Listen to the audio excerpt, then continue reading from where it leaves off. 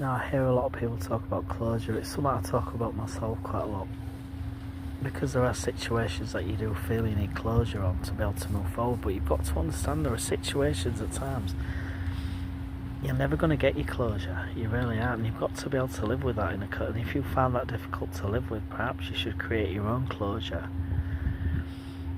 Because you need to stop things hindering you. You need to stop things holding you back. You need to be able to move forward,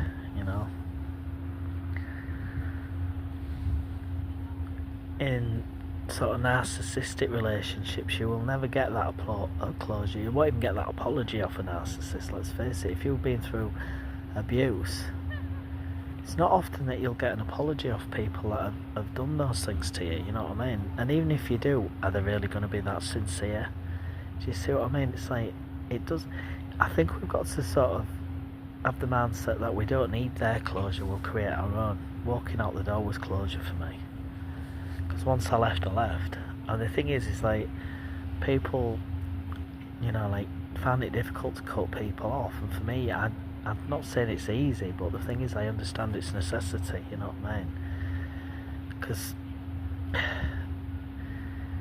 people who are toxic in your life are never going to allow you to live your life and be that light that needs to shine.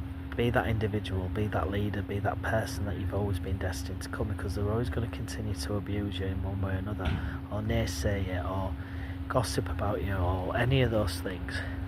And a lot of people think, oh yeah, they'll be back. I've never been back. Once I've decided to leave somebody's life, I've decided, because I've put up with so much, I'm not willing to do anymore. I mean, everyone's going to do this differently, but for me, the closure I get is walking out that door, because that's it.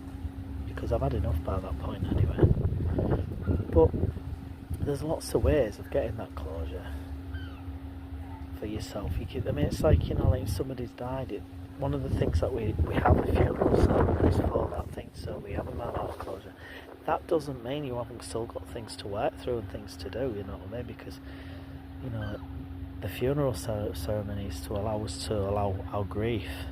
Because, we're human, we tend to shut these negative feelings off. And the thing is, we've got to stop labelling things as negative and positive where feelings and emotions are concerned. Because even love can become toxic and negative, because it can become obsessive. It becomes stalkerish and things like that, and it can become painful. And the same with hate, but that can be problematic as well. Anger, people don't always want to I can't get angry, I'm frightened of anger. Use that anger to drive you forward. You see what I mean? There are lots of ways to get closure. Sometimes you might not get that closure from that person, but you need to grab it for yourself.